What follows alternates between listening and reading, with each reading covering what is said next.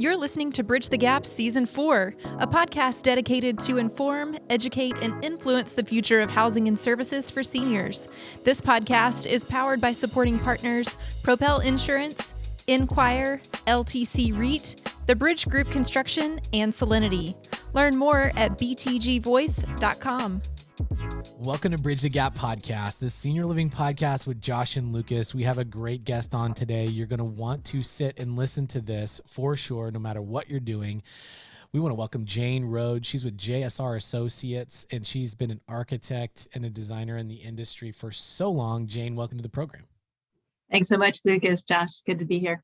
It was great to see you at our Ignite conference. You know, such an intimate group of, almost a couple hundred people at the Bobby Hotel in Nashville. It was great to see you there. What did you think about the event? It was my first out of COVID event. So it was all this weird trepidation. And then all of a sudden you realize that it's all like-minded people and opportunities. And actually, it was igniting for me because I'm older.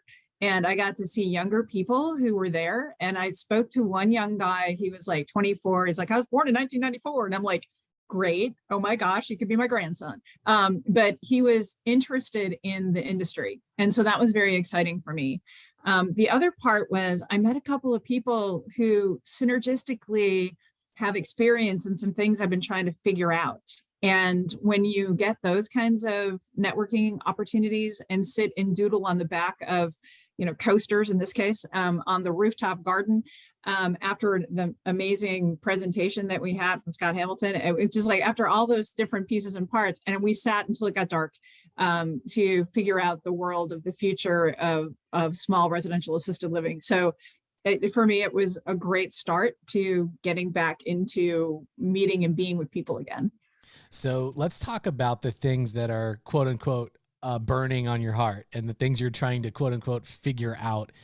A big topic in the industry for many years has been affordable housing, or maybe a better term, attainable housing, places for older adults to live that they can actually afford.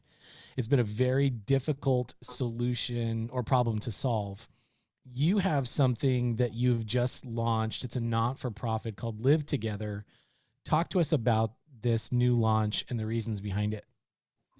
So Live Together came about because I couldn't, in my standard practice of senior living consulting, make it happen.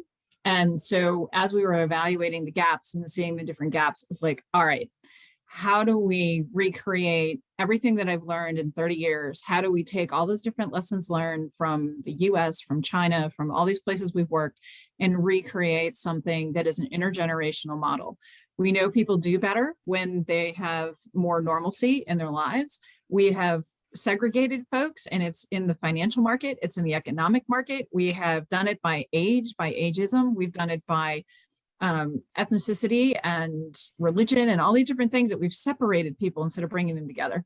So the concept is that we look at things from an intergenerational perspective, but also evaluating how do we create a long-term care continuum that isn't necessarily moving a person through the continuum, but providing housing that's not only accessible from a physical perspective, but also allowing housing to have access to amenities and services.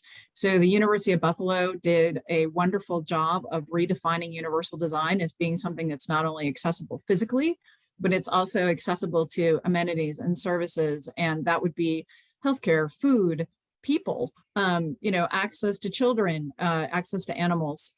Dr. Bill Thomas years ago started the Eden Alternative that then morphed into the Greenhouse Project. And I got to meet him really early on when he first started, and I was like completely enamored, but I also thought, okay, this guy's onto something. We can do something different in our industry. And the conversations about not reaching the tipping point and looking at affordability at the same time, we have an opportunity right now to meet like 60 to 70% of our population that needs different types of housing, different types of access to services. And no one's really doing it because it's hard. It's not a simple process of A plus B equals C. So we've been looking for multifamily, I think is actually part of the solution.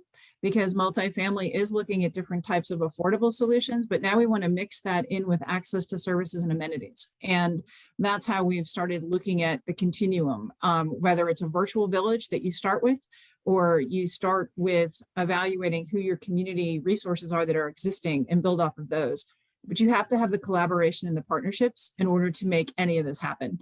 And so we've looked at universities and college programs and everything else, because if you don't have a solid workforce and a workforce development plan, you don't have a good community, and it's all interlinked, right? It has to look at all of them to make it all happen.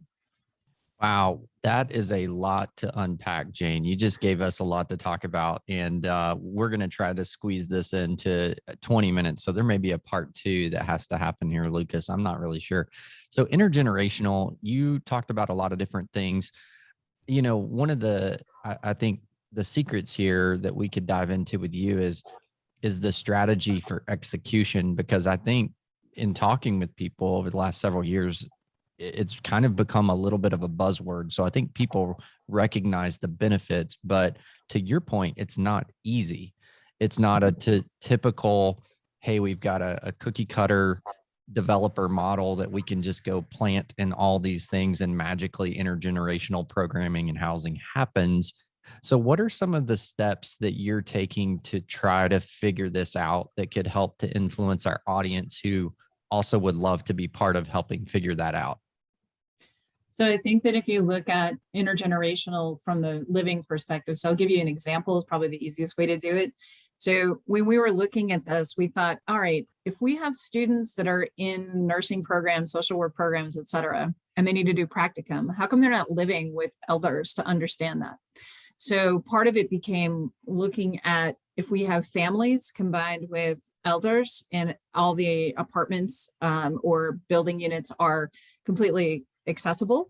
And we can also provide an opportunity for students to stay as part of it. So whether that's in co-housing, like you would think of, common.com or We Live or We Work kind of ideas. If you took that kind of concept and you added that in, then if you have a multifamily project, you can actually have those natural pieces and parts that happen. The other thing is, from working with Generations of Hope, we realized quickly that you have to have a place where everyone can come together and everyone signs up when they move in. And it's kind of like a pledge to be part of an intergenerational community model. So a lot of times we'll look at a vulnerable population. So if you have young women aging out of foster care with one child, like a project called Genesis that's located in DC, they have elders move in knowing that part of their commitment is X number of volunteer hours with helping those young women become more independent and helping them work so that they can actually employ themselves and move and grow. So it's a cooperative process, and it's part natural process that happens, but it's also part programmed. And you can't over program because you can't force relationships, right? But you can encourage relationships. So my moment of success for that particular project was going in, and I went through and I helped different issues in their apartments. Each one had something that they had a question about, the seniors did. And so one of the elders had written on the board, if you need babysitting, call such and such number. She goes, better yet, just come knock on my door. I live in room, in apartment 105. And I thought, okay, that's success. That's success right there, because you already have outreach and people knowing why they're there and bringing people together. And it's not unnatural that we do that. It's just that you have to foster it and you have to provide space for it and a reason for being. So it's purposeful, it's intentional. You balance the number of elders with the number of families and the potential of vulnerable folks. And those vulnerable folks could be students, because if you think about a student can be vulnerable at that one point in their life, or it could be an underserved youth that is aging out of the foster care program who's enrolled in school, but they need support. So it's support and interdisciplinary in terms of the approach. Not easy and a little complicated, but it does work. Yeah, absolutely. So that's obviously one of the things that is working that you've uncovered, and it's obviously not easy. What would you say thus far in designing and implementing intergenerational housing? Have you seen a particular pattern of the biggest obstacle to overcome as you start working on these projects?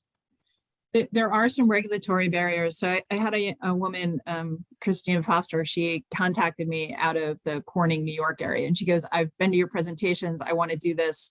These are my obstacles I've found. So until we worked on this one project in DC, the aging department and the child welfare services had never been in the same room together, ever. So making that bridge, because people are afraid that the regulatory barriers are going to be too big, because child welfare says X, licensing for older adults says Y. So then it was like, all right, so regulatory barriers, we've definitely impacted that with Facility Guidelines Institute licensing code. We've changed all of that. It has its own book. We've got a lot more going on there. We've changed some things in the building codes. We've changed some things in NFPA. And when I say we, it's a global we. There's a lot of people, really smart people who've worked through so many of those kinds of barriers. But regulatory wise and getting it down to the grassroots level is harder, because you need to work with the local authorities having jurisdiction so that they understand what you're trying to achieve. And you have to balance fair housing with this concept, because if someone says, well, you have to let anyone move in, okay, that's cool, but they've got to commit to XYZ. And so there's a balance to that. So I would say understanding and regulatory issues have actually become some of the larger barriers, but giving people opportunities to say, well, how do I overcome that? It's like, put both regulators in the room together, have a conversation.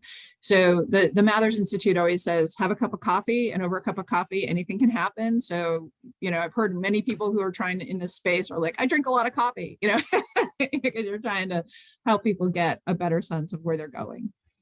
So another question. So I do believe, as you have said, this is probably the intergenerational concept and the program and the communities that do this probably have some of the greatest potential to meet the largest amount of underserved segments of our society. Do you find, as you're working these programs through, do the financial markets support and understand this, or do you find a lot of time you're having to spend educating and just trying to help them understand what you're trying to achieve? You are so spot on. You've just summarized my last 3 years of research of trying to figure out how financially what won't work and what could work. And so it's not your typical developer. It is no, I used to work at Ericsson in the CCRC marketplace for 8 years in the beginning of my career. And it's very hard to change the mindset of we're going to move services to people instead of the other way around. Financially making it work, if you're down into a certain lower income economic level, say you have all 202s and you have all, tax credit projects that you're trying to combine or work together with, you want to evaluate that in the context of there is a philanthropic component that you have to have. If you move up into the middle market where people, if you can imagine assisted living being $2,500 a month instead of $12,000 a month, you have a product there that people could actually utilize and they could afford. There is a market for that. So it moves up incrementally. It gets a little easier, obviously, the more money you have. The traditional finance in terms of bond financing and other types, people can't wrap their minds around it. And I've worked with some really super smart financial people. So it's really become more of evaluating it from a different perspective, and developers who have, check boxes that they're trying to fulfill. We have a project in Detroit that we've been looking in Jefferson Chalmers, working with a great developer, met him through Smart Growth America. And he really gets it because he knows what he needs. We're just trying to figure out now, how do we do that? And if we need a philanthropic upstart for the sticks and bricks part, we can do that as long as we can make this operation sustainable. And when you try to add a nurse and a social worker and PTOT into your building model, we're not, from property management, people are like, no way. And I go, well, hang on. What if we added an outpatient PT/OT clinic that also serves not just the population, but the community at large? What if we have our own home healthcare agency and we provide those services to folks in the building, but we also provide those services to the community at large? Then you start having 2 smaller profit centers, and you take that money and you put it back into the project. So it's just a different way of thinking. And it's just like the grassroots part of it, and we've been looking at adult foster care in Michigan. And that's where I was talking with Vibrant Life at Inspire. because we had all these conversations, and he goes, I think your reimbursement level could be higher. And we're like, well, if we could do that, then we could actually staff and have an assisted living extended care component as an apartment in a multifamily building, right? And I got the healthcare guys on the AHJ side to say, yeah, you can do that. These are the criteria, but yeah, we'll let you do that. So when was the last time you saw an assisted living component completely integrated into a multifamily intergenerational environment? So finances are tricky, but I'm not to a completely working model that won't require some philanthropic upfront, but I'm trying very hard to stay away from the philanthropic every year I got to raise X, because that's not, to me, is not sustainable, and reimbursements are unreliable. So you're trying to balance both. Wow. Lucas, is your mind blown yet? Yeah, wheels are spinning. So let's move the conversation forward here, because we could get in the weeds with you for I feel like a lot of time here. And I know our audience is going to want to connect with you to get in the weeds if you'll take time to do that. But let's talk about just your ability to impact and influence. So right now you have this organization, you're obviously a pioneer on the intergenerational front, and actually working with a lot of different people to actually make it happen. My hope is that you are going to make a huge impact.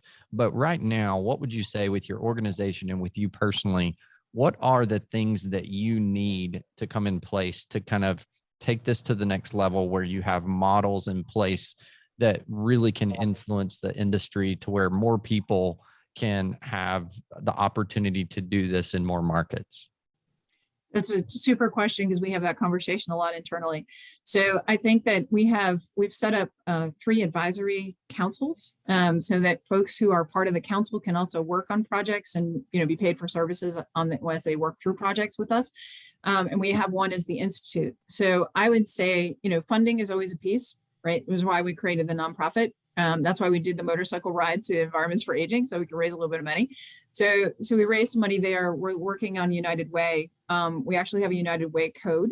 So if any companies are looking at wanting to do United Way contributions, that's a great way. We also on Amazon Smile and all the other, any little thing we could figure out that would help contribute to that.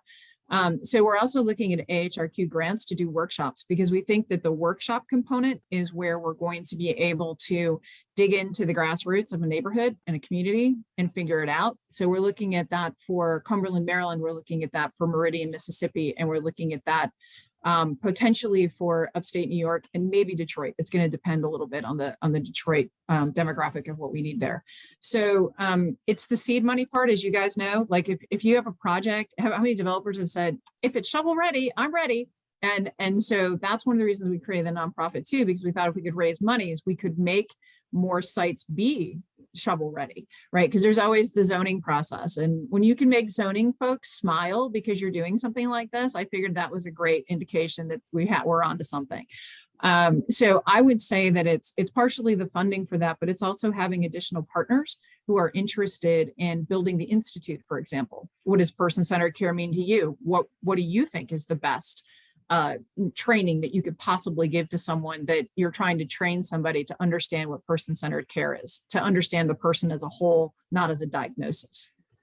Oh, I love that. So you did mention, I saw a little bit on social about your charity bike ride. How did that go? Was that fun?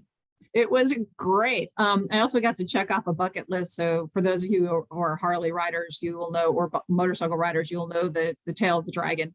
So I got to do the tail of the dragon with a friend of mine. It's 318 twists and turns and 11 miles. And I successfully did it, scared the crap out of myself a couple of times, but I managed to do it. And we got to Environments for Aging. We had a really successful conference there for 4 days. Ida was coming up in the middle. And so we're like, hey, let's hang out here for one more day. And then I went west and then north and ended up having a live together meeting in Cumberland before I went home. So it was great. We raised almost $5,000 for the cause. So we were excited about that. And we're going to work on institute training and programming with the money that we got from that, coupled with some other grant stuff that we've been doing. So yeah, it was one of those good for you personally, great for you professionally, all combined into one like 2-week period of time where you came off and you just felt like you had the biggest adventure you'd had in a long time. Oh, that's so cool. Super exciting. So I think me and Lucas got to get Harleys for the next one. Can we write that off, Lucas? Can we write off Harleys? I know. I just want to get a sidecar with Jane. I always thought I could have a dog with goggles, like, I just got the funniest visual. I'm never going to be able to get out of my head. Jane, me in the sidecar holding dog. We're good. We're good. That's great. I'm up for that. It's phenomenal. Jane, it was great to see you at Ignite. It's great to have this conversation with you. It definitely won't be our last. I know our listeners are going to want to connect with you. We're going to put all of this in the show notes to make sure that everybody knows how to connect and get with Jane. It's been a phenomenal conversation. Jane, thanks for your time today. Thanks so much, you guys. Look forward to talking to you more. And thanks to everybody for listening to another great episode of Bridge the Gap.